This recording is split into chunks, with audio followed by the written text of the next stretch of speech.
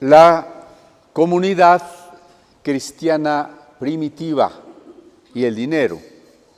Ese es el título que hemos puesto a la plática de hoy, ¿no? La comunidad cristiana primitiva, o sea, cuando comenzó el cristianismo, aquella primera iglesia, y le puse el dinero, aunque el texto no menciona la palabra dinero, pero está relacionado con una descripción de cómo entendían los bienes materiales, cómo entendía la economía la iglesia cristiana primitiva.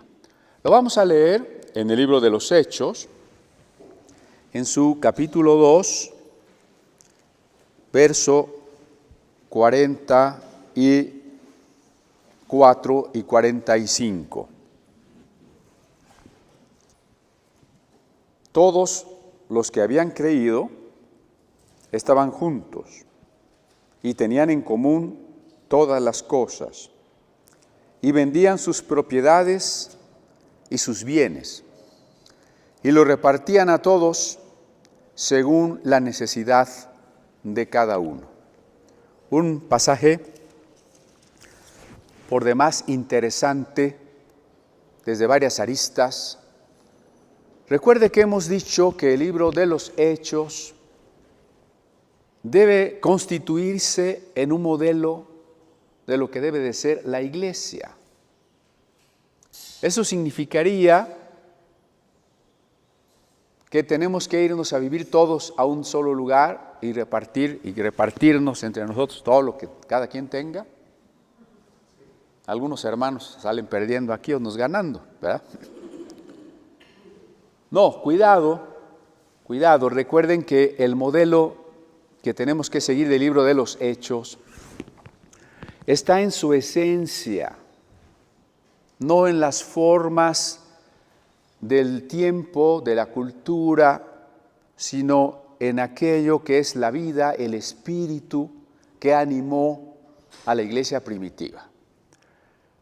Ejemplo, ¿por qué no vamos a seguir los aspectos temporales y culturales? Porque no se trata de que como ya somos o queremos, anhelamos ser como la iglesia primitiva, desde el próximo domingo venimos con sandalias, con túnicas, para parecernos más, ¿no? Los hermanos que llegaron en su automóvil, pues ya se traen su camello, por favor, para la próxima reunión. ¿Verdad que no? Esos son aspectos culturales que, bueno, tienen su lugar. Los aspectos religiosos, hace un momento mencionaba yo, como las fiestas y otras cosas. No olvidemos que el cristianismo, el judaísmo, como religiones, tienen una importancia secundaria. Nosotros no predicamos una religión, no defendemos una religión. Nosotros hablamos del encuentro con una persona resucitada, ¿sí? Los aspectos religiosos tienen su lugar, tienen su importancia, pero no los idolatremos nunca. Queremos el aspecto espiritual del libro de los Hechos, lo que es permanente. Este fenómeno de que los primeros cristianos vivieran todos en una comunidad, quizá en una sola casa, o cuando menos en casas muy cercanas, y que los que tenían algunas propiedades, bienes raíces, las vendieran para compartir con los demás, no es un aspecto que la iglesia debe copiar siempre. Tampoco es algo que nunca se tiene que volver a dar. ¿Cuál es la clave aquí? La clave en todo el cristianismo, y para que funcione el cristianismo, es que vivamos bajo la dirección del Espíritu Santo. El cristianismo no funciona de otra manera. El cristianismo no solo funciona por principios. Los principios son importantes, pero el cristianismo no funciona por principios. Recuerdo, hace algunos años estuve en Guadalajara, me llamó la atención la desunión de las iglesias, tremenda desunión de las iglesias, animadversión unas con otras. Y curiosamente, en todas esas iglesias enemigas se predicaba lo mismo, el principio del diezmo. Diezmar es que Dios te va a bendecir, te va a enriquecer, aunque no seas cristiano. Si diezmas, es un principio que funciona. Me espantó que estuvieran predicando principios y no la relación con una persona. ¿Sí vemos la diferencia? Entonces, nosotros no es que desconozcamos que en la Biblia hay principios, son tan importantes en una época relativista como la nuestra, pero no es la esencia del cristianismo. La esencia del cristianismo es Cristo. La esencia del cristianismo es la entrega del corazón de la persona a Dios, así como la entrega de Dios a nosotros, que es lo que estamos celebrando el día de hoy, 25 de diciembre. Dios se entregó creándonos, amándonos, haciéndose humano, muriendo por nosotros, una entrega absoluta. La única respuesta posible a esa entrega amorosa es una respuesta amorosa. Y el cristianismo es eso. La esencia del cristianismo es eso. La relación amorosa entre el Creador y sus criaturas. Lo demás es secundario, ¿de acuerdo? Entonces, en esta manera económica en que la iglesia primitiva se conduce, no tenemos un parámetro a seguir siempre, porque eso nos puede llevar a una serie de errores. Hay una iglesia, algunos creyentes no la calificarían de iglesia, sino de secta. Lo es en la medida en que se ha escindido, se ha cortado de los demás cristianos y se ostenta como la única. En ese sentido, sí, diríamos, es una secta. Se llama la luz del mundo, ¿no? Tristemente, hoy su líder, su apóstol, está en la cárcel en Estados Unidos. Lo que me llama la atención es que ellos sí han pretendido desde el principio vivir en comunidad. Tuvieron su origen en tiempos de la Revolución en el norte de la República y luego se asentaron precisamente en Guadalajara. Hay una serie de 3 o 4 colonias que ellos han comprado, todas las casas son de ellos, las escuelas, los hospitales, todo ellos lo han establecido. Ese lugar se llama La Hermosa Provincia. Y en el centro hay un templo fastuoso con una torre altísima. Si uno anda perdido en Guadalajara, ve la Torre de la Luz del Mundo y dice, allá es la cosa, ¿no? Por allí me oriento. Entonces la Luz del Mundo ha intentado vivir en comunidad. En algún año, que debe haber sido el 2003, 2004, nos invitaron a poner una exposición de Biblias, ¿no? Esto fue, como en otras ocasiones, se nos han abierto puertas increíbles en lugares pues, que normalmente no nos invitan a las iglesias, ¿no? Nos invitaron como museo y estuvimos un mes allá con la exposición de Biblias. Pude apreciar ese gran logro socioeconómico, político, de haber fundado una comunidad tan grande, pero también todas las desventajas, las carencias de libertad, de auténtica vida espiritual que se da, ese legalismo, esas reglas a las que todo habitante allí está terriblemente sometido, ¿no? Y cuando la doctrina se desvirtúa, como en ese caso un gran énfasis en una salvación por obras, pues todo el grupo es también desviado, ¿no? Entonces, ese es un ejemplo, un problema, pero no es el único. A lo largo de la historia de la Iglesia, ha habido muchos intentos de establecer la nueva Jerusalén en la tierra. Es decir, de grupos que en diferentes siglos han querido vivir en comunidad, aislándose del mundo. Quizá el primer fenómeno de esto fue el nacimiento del monacato. Los monasterios, a donde hombres o mujeres iban a enclaustrarse para separarse del mal. Esta es una actitud, un engaño farisaico que cometen muchas personas en diferentes aspectos, ¿no? Cuando pensamos que separarnos del mundo es no juntarnos con el resto de las personas, separar a nuestros hijos o separar a nosotros o irnos a vivir a otra parte, cometemos el error del fariseo. Pensar que el mal está afuera y si lo toco me contamina. Cuando el mal, en palabras de Jesús, sale del corazón, ¿no? ¿No dijo Jesús? Lo que entra no contamina. Jesús comía con los pecadores. Lo que trato de cerca no contamina. Contamina lo que sale del corazón. ¿No es cierto? Hurtos, mentiras, idolatría, codicia, adulterio, todo sale de nosotros. Aunque estemos en el mundo o aunque estemos encerrados en los conventos. En los conventos también se dieron muchísimas injusticias. Las personas que daban buenas dotes vivían bien, otros eran casi esclavos, allí vivían sirviendo a los demás. Todos ellos como en una cárcel, porque hubo épocas en que una hija que había fallado sexualmente era castigada, llevada al convento y ahí se quedaba encerrada de por vida, ¿no? No estaba por su voluntad.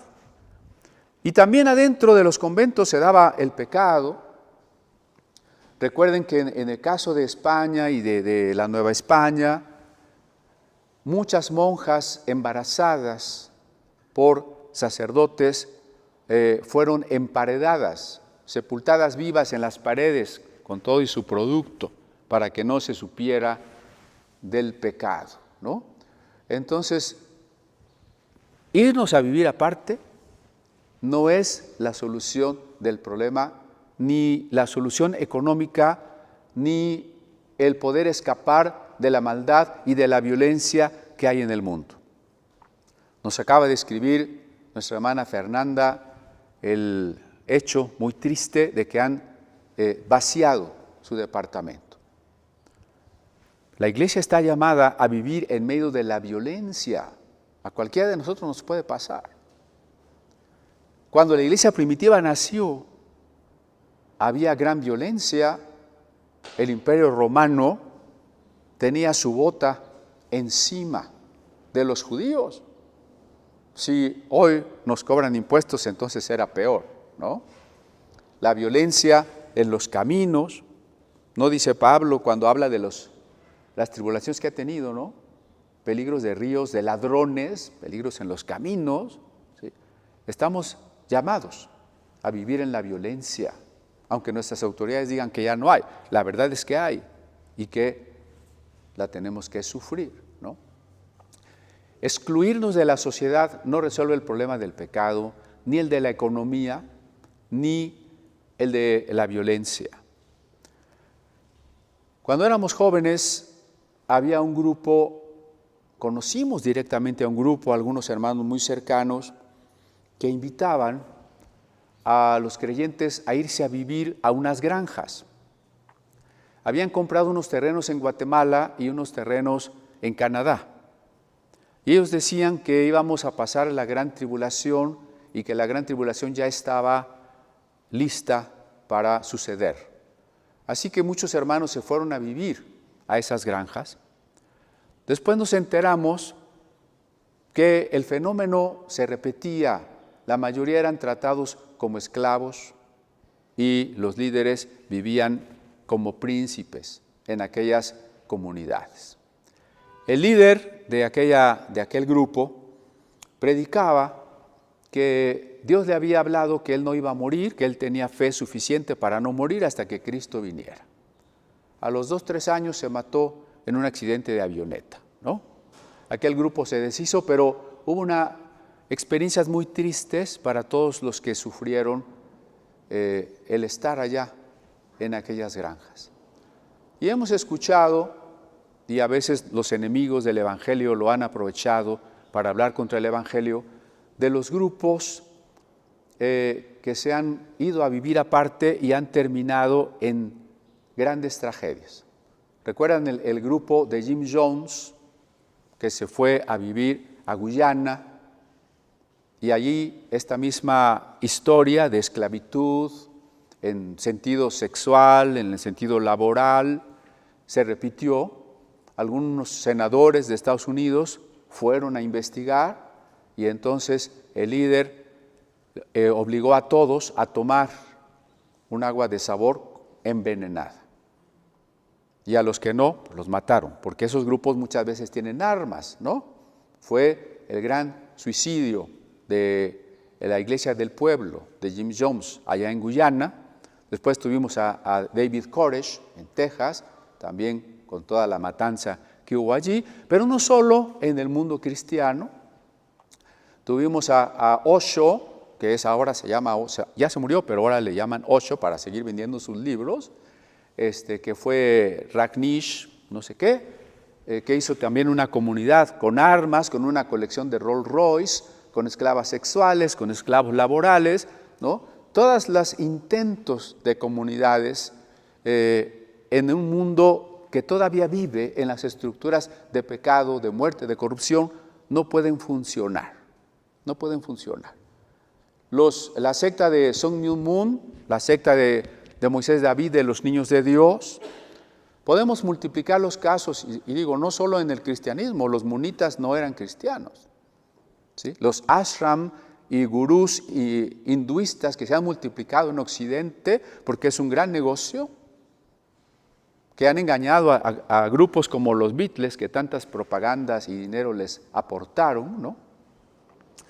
Pero no funciona. No recuerdo porque yo no vivía, pero la lectura, recuerdo la lectura de la historia en el siglo XVI, el nacimiento de los anabaptistas, cuando Lutero entendió que la salvación no se compraba por indulgencias, no se ganaba por buenas obras ni por sacramentos, que el perdón de Dios es algo que ya nos dio, que el advenimiento y la muerte de Cristo es la demostración patente de que estamos perdonados y salvados, ¿no? Que todo lo que tenemos que hacer es recibir esa salvación. Entonces se despertó este movimiento social, religioso, político, cultural tan grande que fue la Reforma, que dio origen a la época moderna. Y en algunos grupos esta interpretación fue llevada hasta sus últimos extremos. Es el caso de los anabaptistas. Ellos dijeron, si todos somos iguales, si todos somos sacerdotes, como ha dicho Lutero, entonces no tiene por qué haber señores y siervos. E iniciaron una rebelión de los campesinos. Después, Thomas Müntzer los llevó a vivir a una ciudad, a la ciudad de Münster, y allí hicieron una nueva Jerusalén. Pero también se empezaron a desviar. Otra de las características de estas sectas es que el líder siempre se ostenta como el profeta, como aquel a quien Dios le habla, como el apóstol.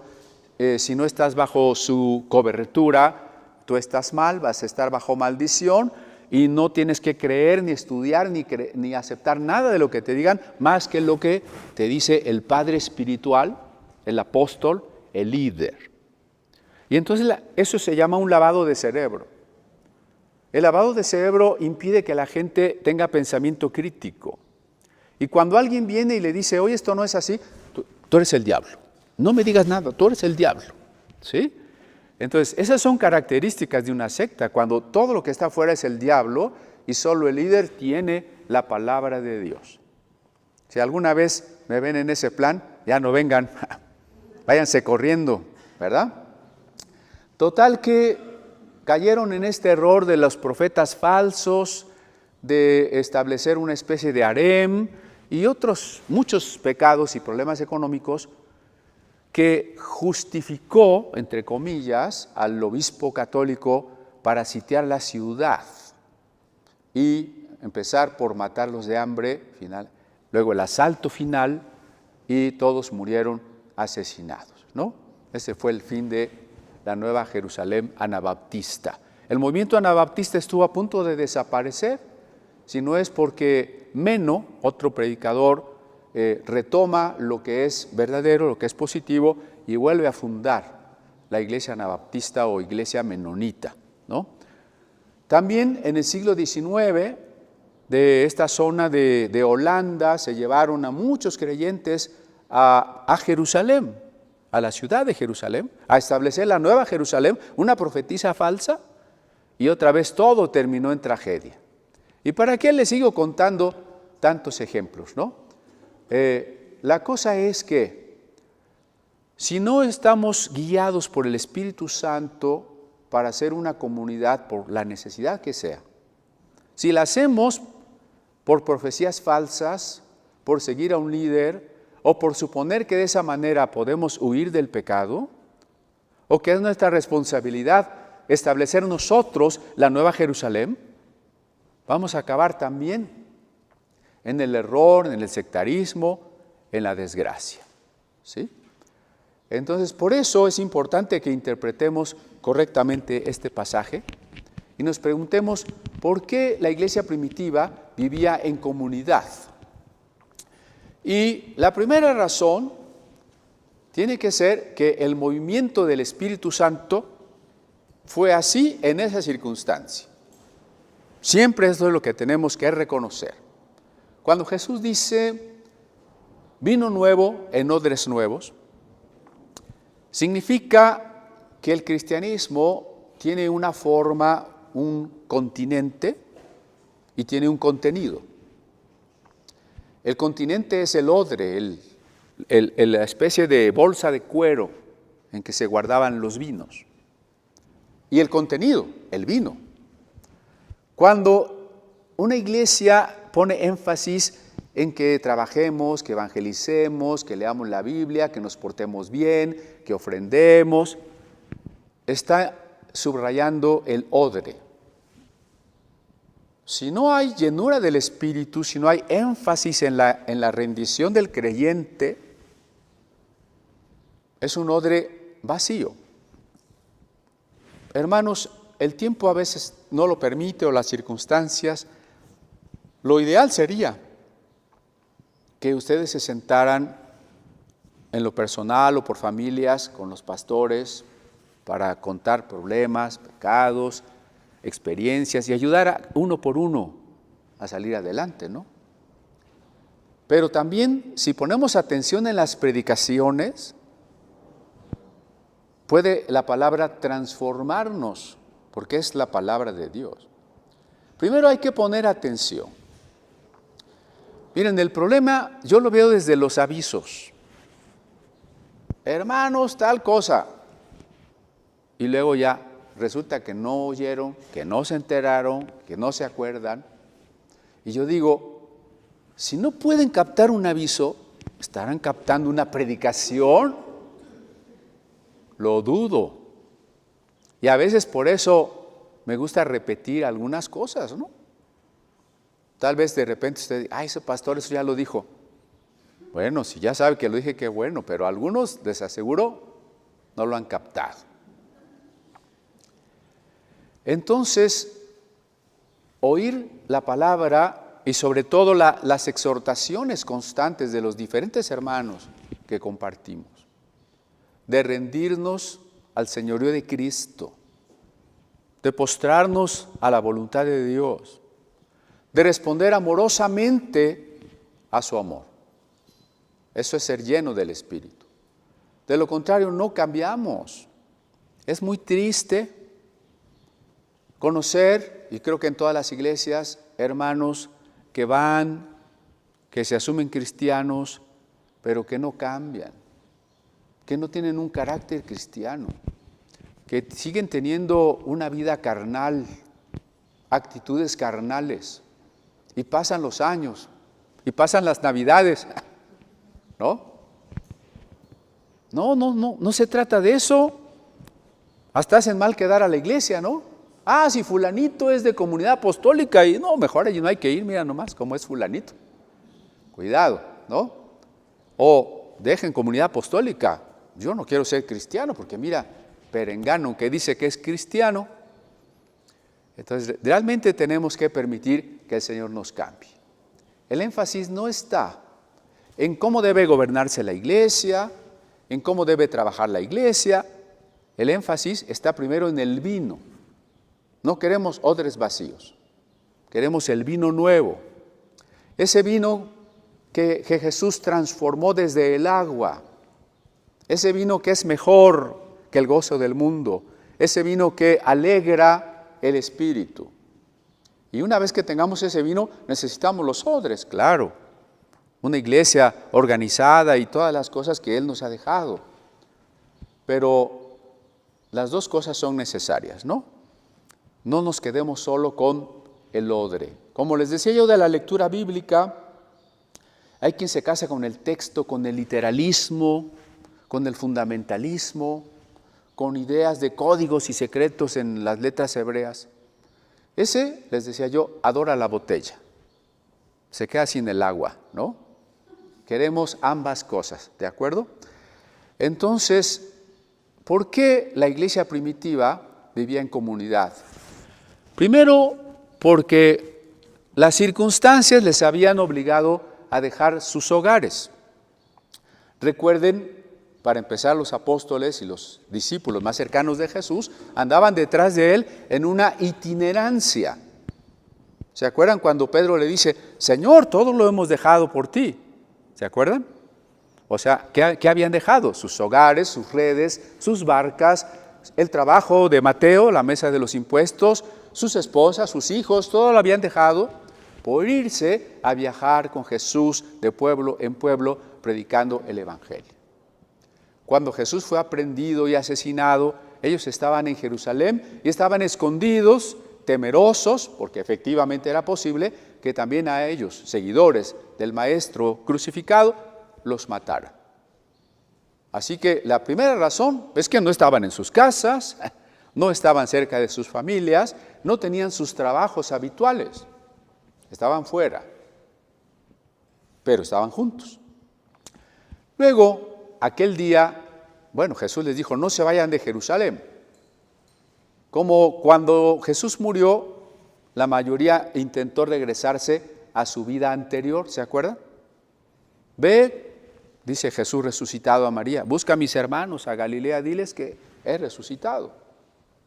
Ya se habían ido a recuperar sus barcas, sus redes, desanimados. Aquel gran profeta siempre habría fracasado. Hay que regresar a nuestra vida de antes. Pero cuando Jesús resucita, otra vez el ánimo.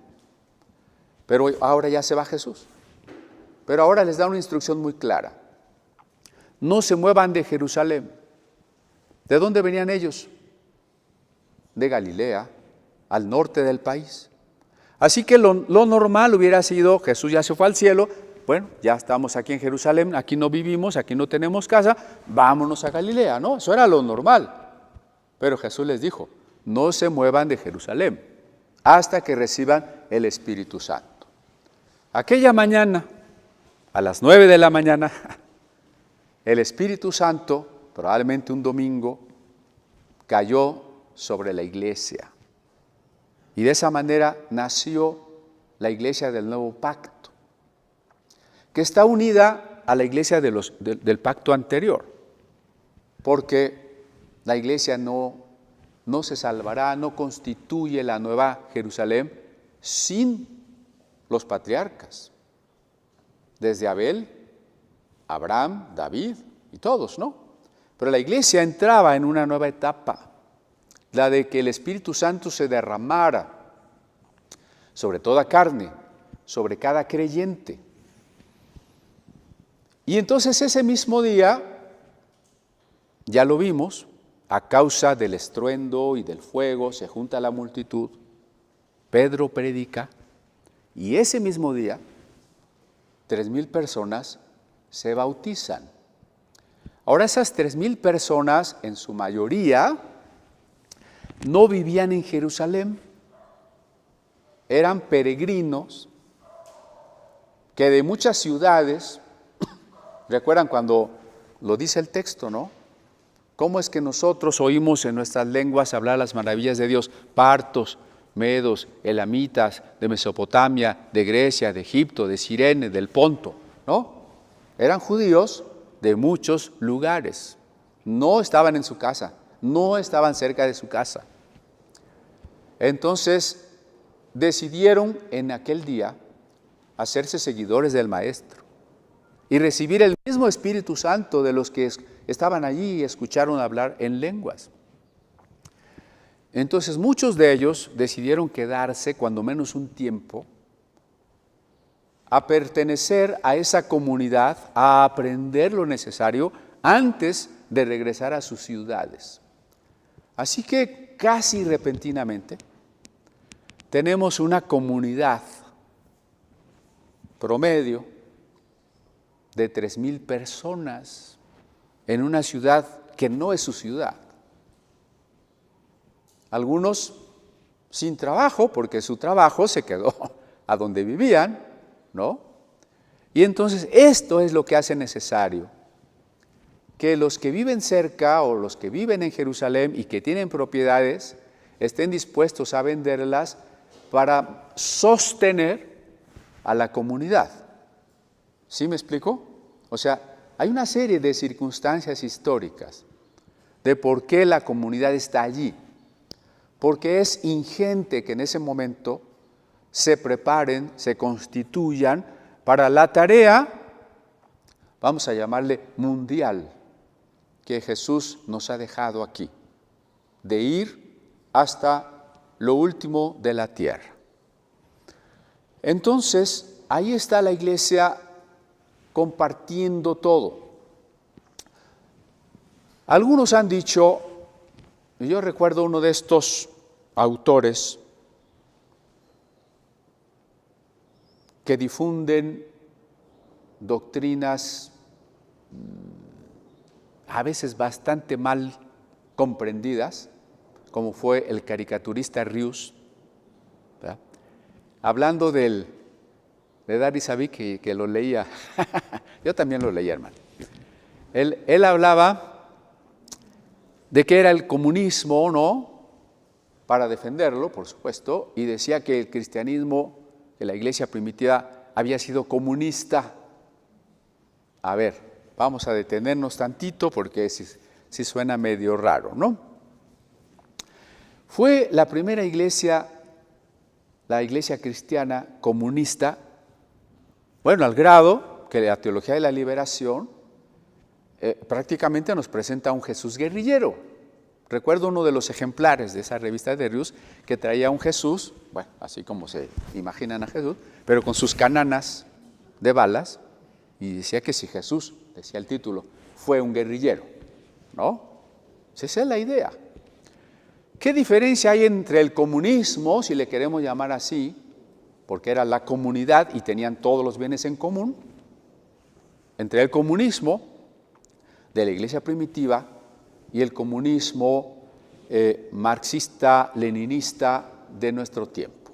¿Cuáles son las diferencias? A ver, primera, para los cristianos el problema fundamental del hombre y por tanto la solución fundamental no es la economía. El problema fundamental del hombre es el pecado. Y la solución es el remedio de Dios para el pecado. El pecado es la falta de amor. El remedio de Dios es el amor que Él nos ha dado y que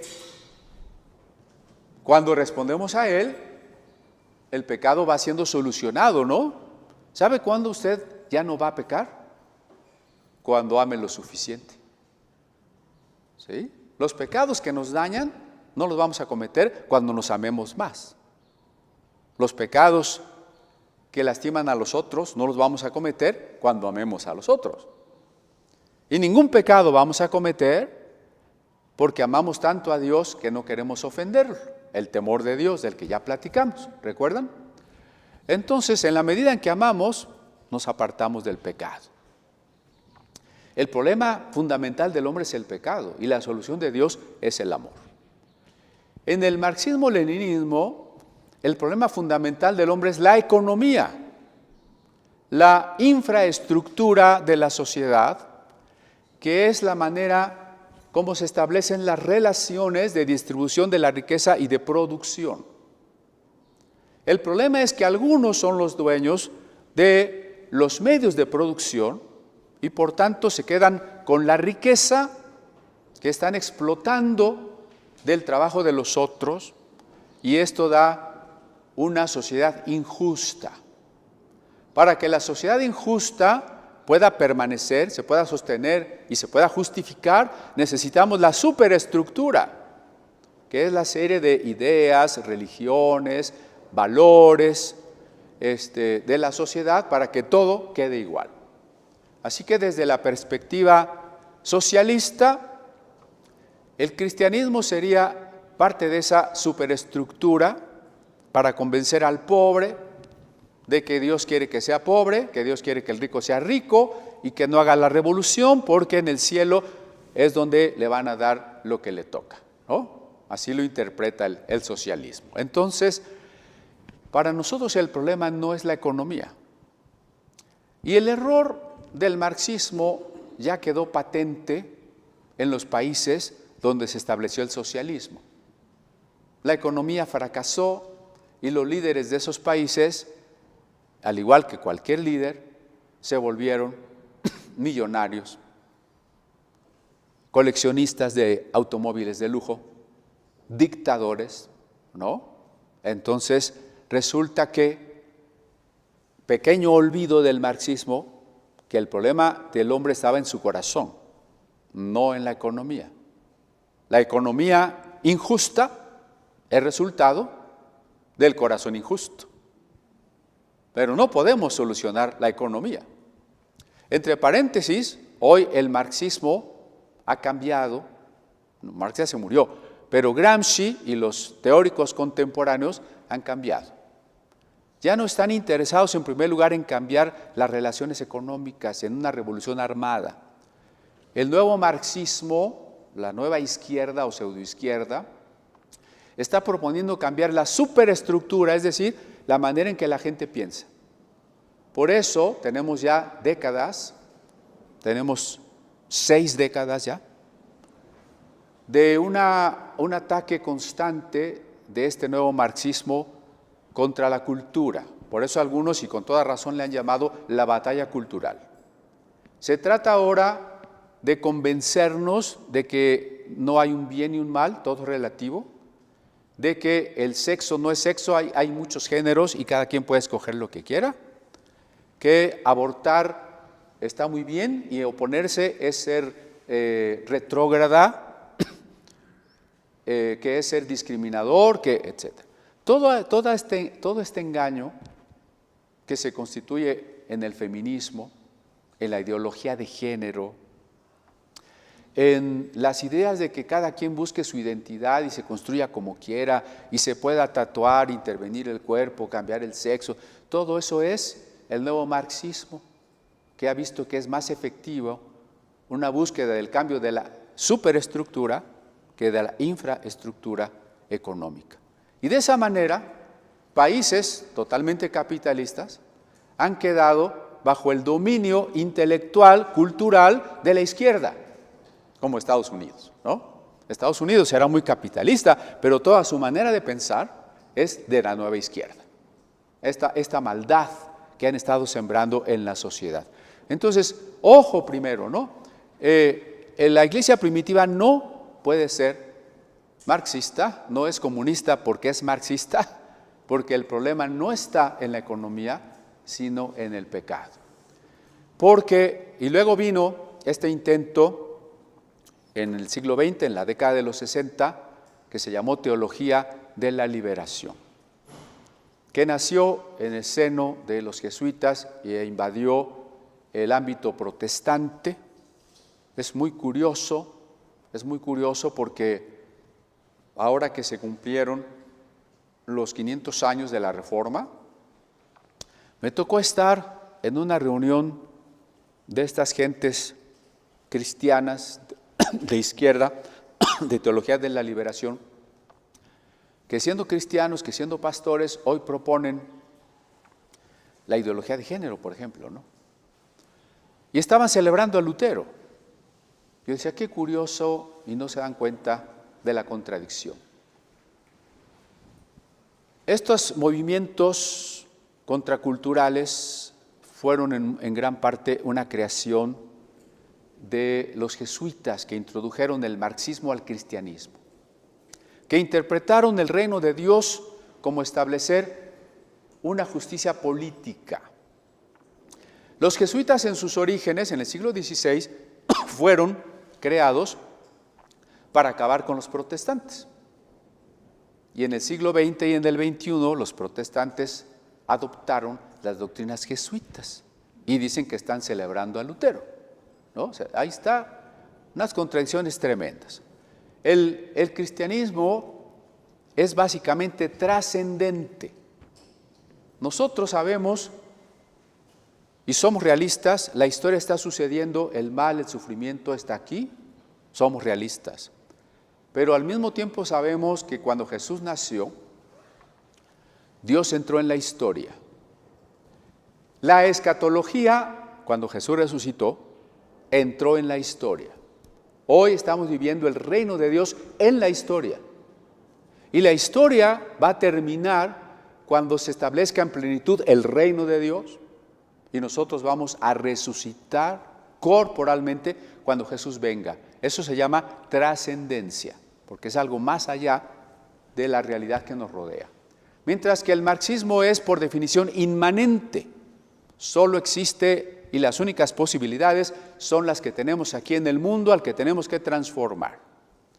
Por eso la teología de la liberación comienza por casarse con la teología liberal y negar que Jesús verdaderamente resucitó, que Jesús verdaderamente nació de una virgen y negar que algún día vayamos literalmente a resucitar.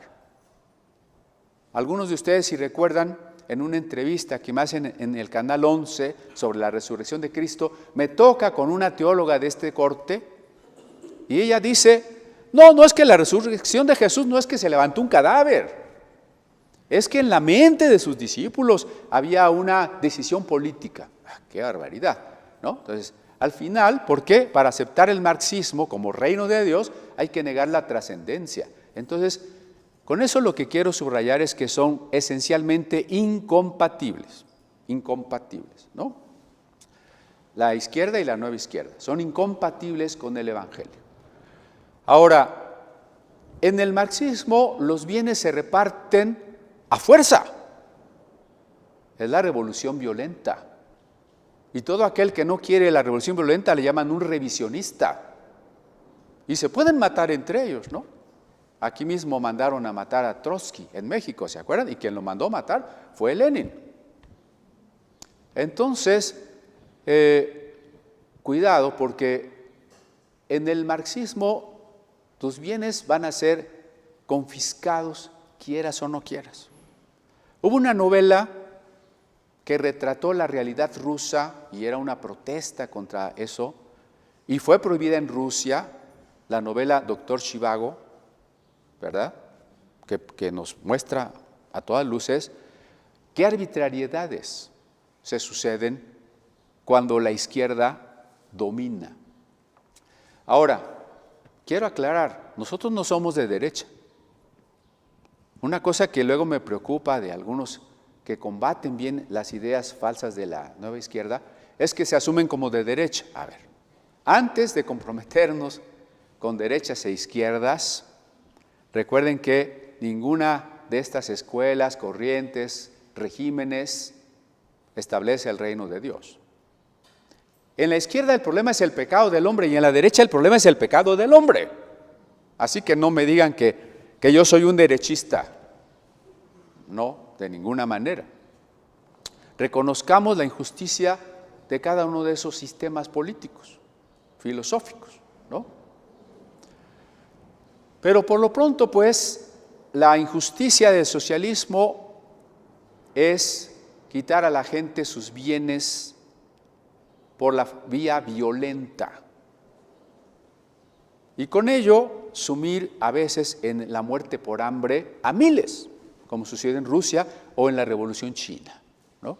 Claro, también en el capitalismo muchas gentes mueren de hambre por otras vías más legales, más pacíficas, más lentas.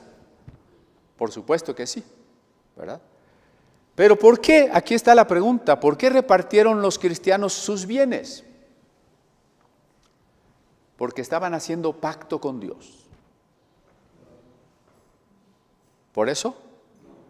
Pacto con Dios es, según estas iglesias de la prosperidad, que tú le des a Dios una ofrenda y Dios te va a dar más. Yo recuerdo un testimonio que nos dio el pastor Víctor, si no me corriges, hermano, por favor. En una iglesia de cuyo nombre no se quiere acordar, un conocido de él pasó con las llaves de su camioneta para ofrendarla.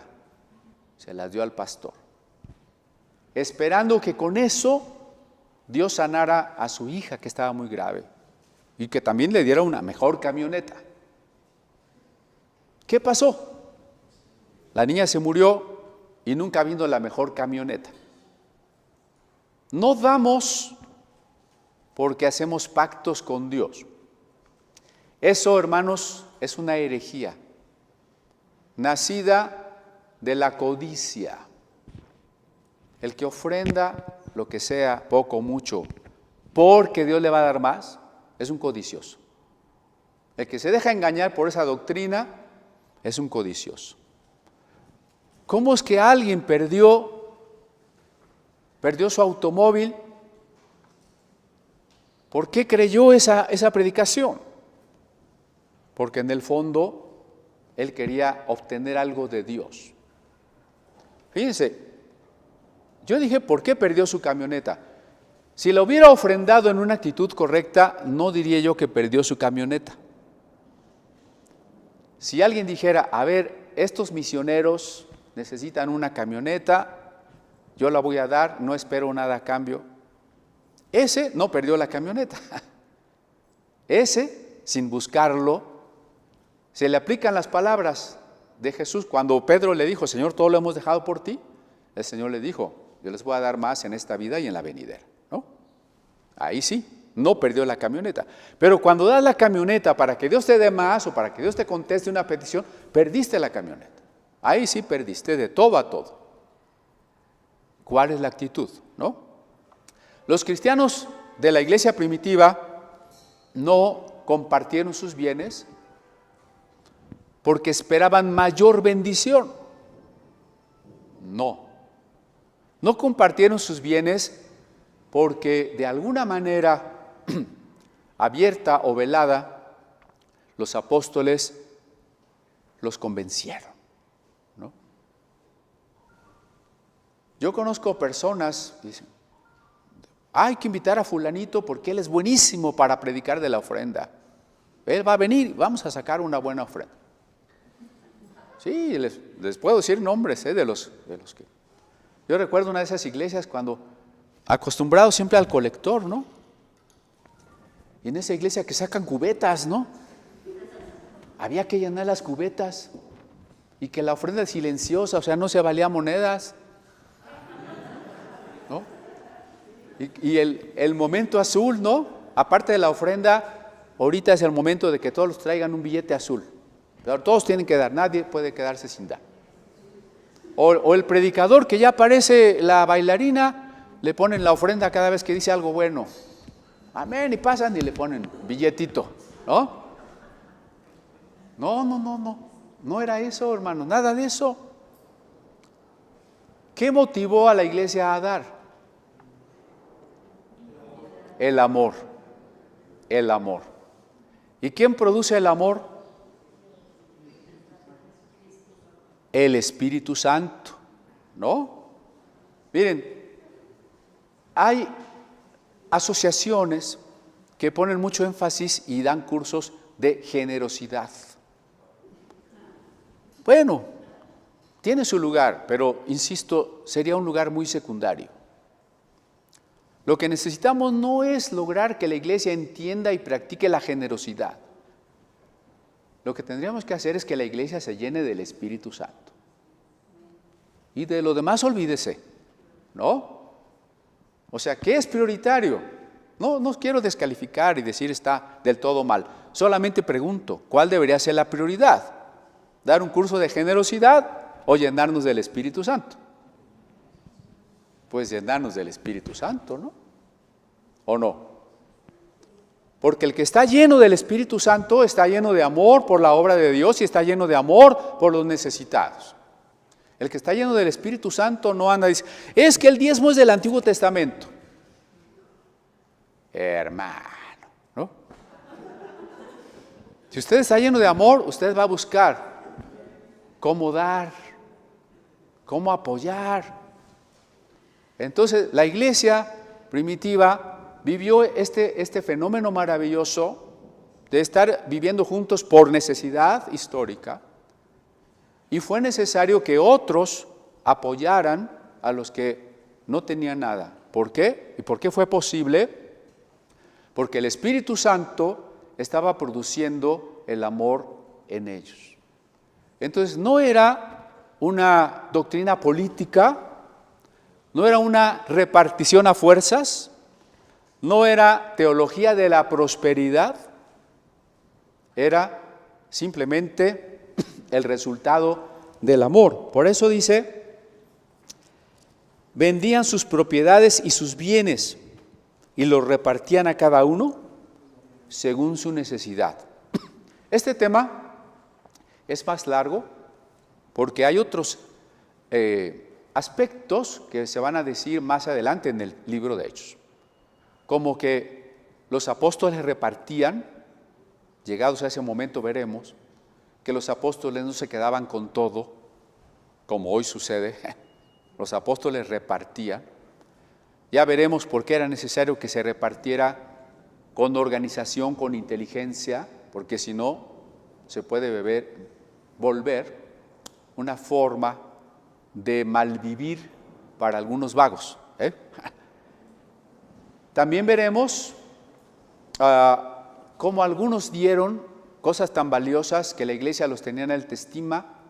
Y en ese contexto veremos la historia de Ananías y Zafira, ¿no? Todo eso está implicado en este tema de la comunidad de los bienes.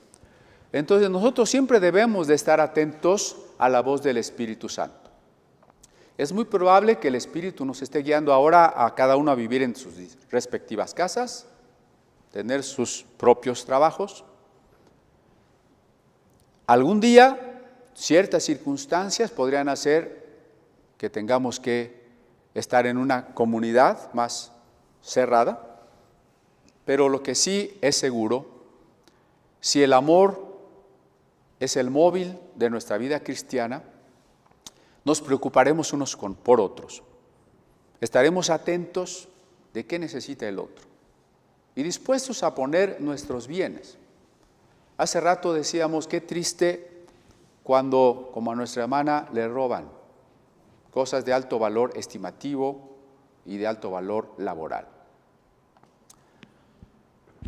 Pero tendríamos que estar siempre dispuestos a eso. ¿Cómo? O sea, ya sé que tengo que cuidar mis cosas y que tengo que poner llave y la seguridad que pueda, ¿no? Eso lo tengo que hacer. Ser precavido, tratar de que no me roben, no contestar números desconocidos, no dar datos de mi cuenta bancaria cuando supuestamente ya me gané un premio, ni nada de eso, ¿no? Cuidado.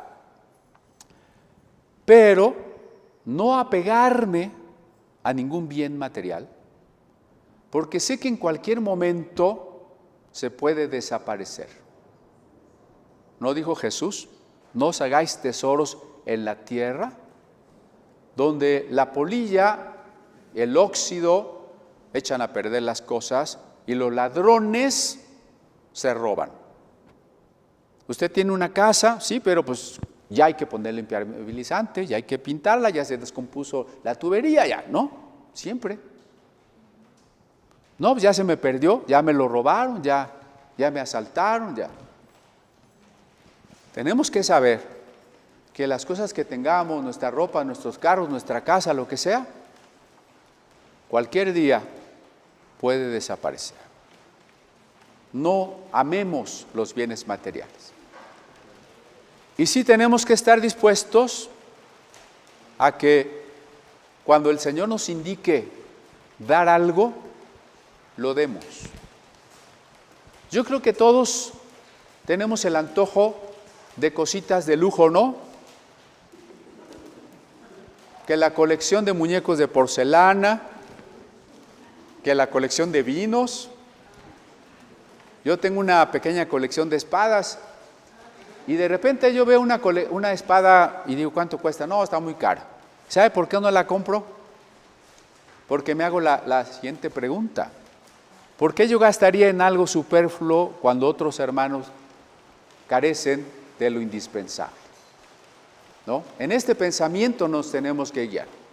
¿Por qué yo gastaré en lujos, en cosas que sobran, que no me son indispensables, cuando hay otros hermanos, cuando la obra misma de Dios sufre? Ahí es donde hay que estar dispuestos a que la voz del Espíritu Santo nos dirija. Cierro con un testimonio de cuánta bendición puede haber cuando obedecemos a Dios en esa indicación de que le demos algo a alguien. Cuando Sofi, ¿dónde anda Sofi? Allá está atrás. Cuando Sofi nació, estaba en el hospital, por supuesto, ¿no? Y resulta que yo iba camino al hospital, que ya tenía que salir del hospital, pero yo iba sin un quinto, ni para pagar el hospital, ni para comprar la leche, ni los pañales, ni nada. Ahí voy, sobre periférico, donde, pues, ¿quién va a pasar por periférico, verdad? Solo carros. En eso, un carro, un periférico, se para. Hermano Cristian, queremos darle esta ofrenda. Exactito para pagar el hospital, los pañales y la leche, ¿no? ¿Sí ven? O sea, cuando somos atentos y Dios nos dice da, y damos, alguien va a ser bendecido. Y ese amor es lo que nos debe de mover. Les podría multiplicar ese tipo de testimonios y que son tan claros que a veces la cantidad exacta es la que llega, pero exacta. Dice uno, bueno, ese es Dios, ni más ni menos. Entonces, pues confiemos, compartamos, pero sobre todo vamos a rendirnos al Espíritu Santo. Amén.